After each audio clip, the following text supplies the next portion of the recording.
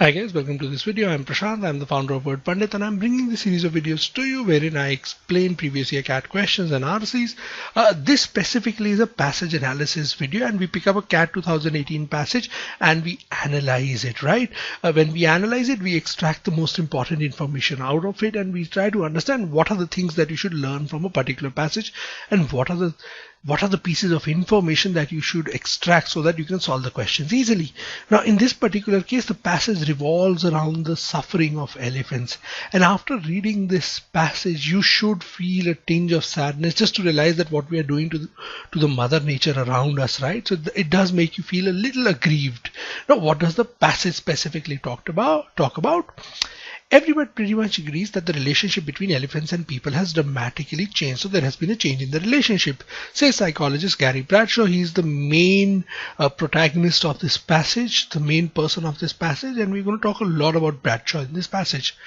Where for centuries, humans and elephants lived in relatively peacefully coexistence, there is now hostility and violence. So earlier there was a relatively peaceful coexistence between humans and elephants. Now there is hostility and violence. Now I use the term violence. He explains why he uses it.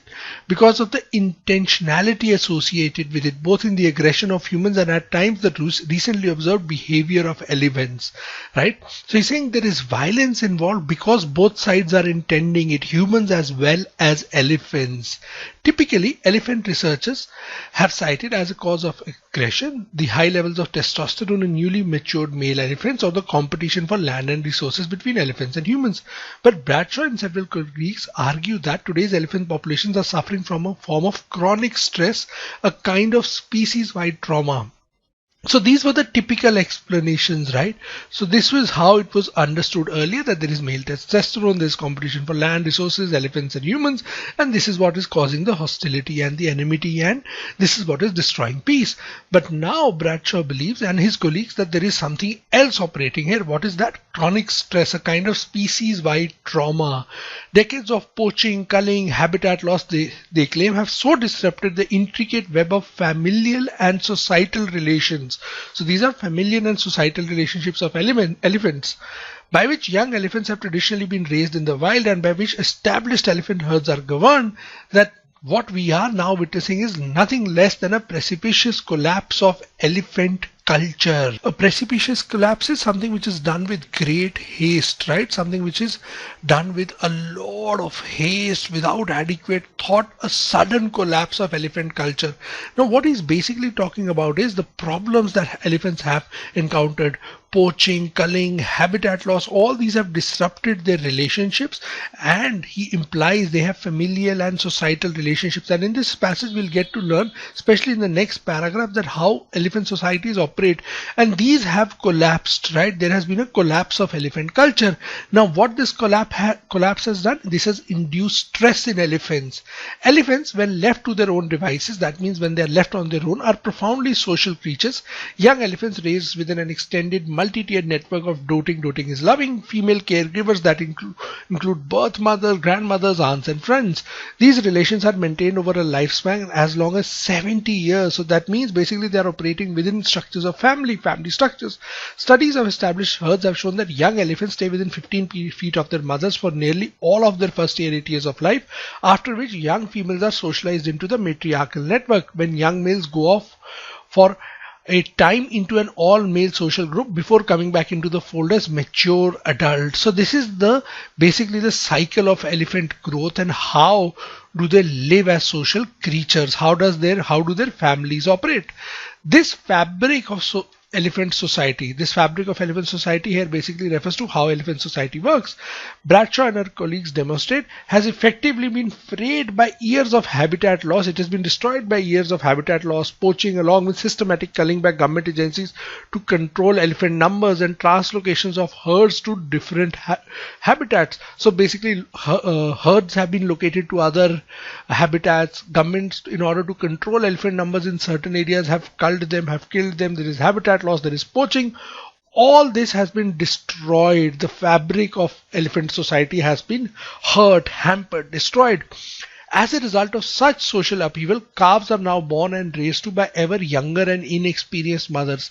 Imagine now mature adults within a herd have been killed, poached, translocated or culled. What is going to happen? The societal fabric, right? Imagine now.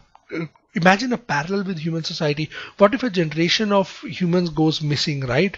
The generation next to it, right? Young people next to it, they would lose their compass in life, right? They would lose that direction, because that is what elders do. They provide you a sense of direction. They pass on that knowledge that they have.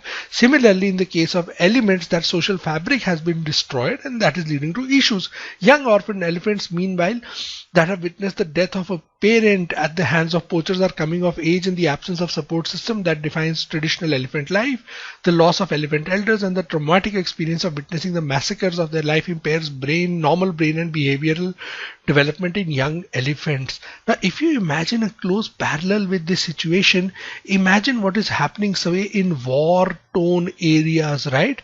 Where adults are killed and innocent children are left on their own, right? Elders are killed and only young adults or children are left to fight or ward off the world on their own. So this is a very similar kind of a situation. The only difference here being this is happening with elephants. So the kind of stress that those children are born and brought up in, elephants are also going through the same. So this is going to help you connect with the passage a little more. What Bradshaw and her colleagues describe would seem to be an extreme form of anthropocentric, human-centric conjecture. So they're saying if we believe Bradshaw and her colleagues, this would seem like everything is being done by humans, right? We are placing human beings at the center of all problems. He says this would seem like an extreme form of anthropocentric conjecture if the evidence they have compiled from various elephant researchers weren't so compelling. Thing is, they said if the evidence was not so compelling, we would have thought, oh God, they are being too negative about human beings, but the evidence is compelling. The elephants of decimated herds, especially orphans who watched the death of their parents and elders from poaching and culling, exhibit behavior typically associated with post-traumatic stress disorder (PTSD) and other trauma-related disorders in human beings: abnormal startle response, unpredictable asocial behavior, inattentive mothering, and hyperaggression. So all these things come into the picture related with PTSD. According to Bradshaw, elephants are suffering and behaving in the same way that we recognize in ourselves as a result of violence, except perhaps for a few specific features. Brain organization and early developments of elephants and human beings are extremely similar. Since human beings and elephants are extremely similar, right, he's basically implying the similarity, right, of human responses to elephants. He's trying to imply here that PTSD is also, it is taking root in elephants and it is impacting elephants, or in fact it has taken root and we are beginning to identify it now that elephants are suffering from PTSD and there is a close parallel to human beings. Effectively, this passage shows the stress and the trauma elephants are going through, the reasons that have led to this situation, how this parallels PTSD in human beings, so on and so forth. These are the important pointers from this passage, and more than anything else, after reading this passage, you should feel that, as I said earlier, you should feel that tinge of sadness. You should feel a little aggrieved that we just hope that the situation improves for the wild animals, which unfortunately the world does not seem to be open to that, right? We can just hope that the world changes for animals and it gives them the space that they need to live as well, coexist as well. The planet is as much theirs as it is ours, right? Hopefully so. You've gone through this passage analysis, understood the important points and understood the passage. Thank you very much for watching this video, and as always, happy learning.